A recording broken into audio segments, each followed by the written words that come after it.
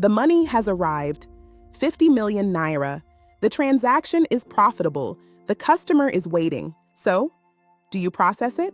Not yet. Because the first question shouldn't be how much money we're making. It should be, what do we actually know about this transaction? Welcome to the Compliance Desk by TradePal AI. This is where we take the complicated language of financial compliance and bring it down to the transactions happening in the real world. Whether you're running a fintech, processing payments, operating a remittance business, or trading digital assets, you're dealing with financial flows. The business may be different, but the compliance questions can still follow the money. Let's start with 3 letters everyone seems to know, AML. But how many people actually understand what it means? Probably fewer than we think. AML means anti-money laundering. It's about preventing illegal activity from integrating into the financial system. At its simplest, it's about preventing criminals from using the financial system to disguise, move, or integrate money. Imagine you're running a business. The money arrives. The transaction is profitable. The customer wants the service. What do? Who is the customer? Who actually sent the money? What's the source of funds? What's the purpose? Does the activity make sense? Compliance isn't about treating every customer like a criminal. It's about understanding risk and having a structured process for managing it. So a 50 million naira transaction isn't automatically suspicious? Correct. Context matters. And a small transaction isn't automatically safe? Exactly.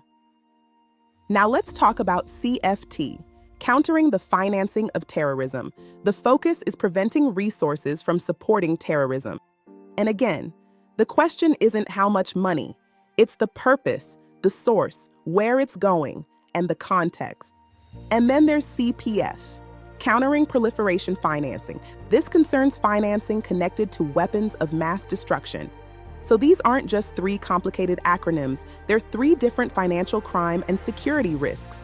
Let me ask the uncomfortable question. What if you processed a transaction today and 6 months from now someone asked you, why did you process this? Could you explain it? Could you prove it? Could you reconstruct it? This is why these concepts matter across the financial ecosystem. You're dealing with people, counterparties, banks, and risk. But here's where businesses often get compliance wrong.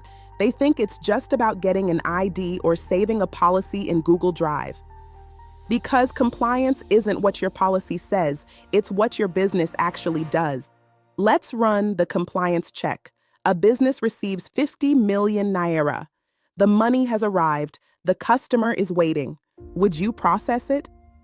What do you actually know? Who's the customer? What's the source of funds? Can you reconstruct it later? That's the beginning of a risk-based mindset, because memory isn't a compliance system. And this is one of the reasons TradePal AI exists. Not to replace compliance professionals, but to provide operational discipline. You need to know what happened. You need to be able to find it.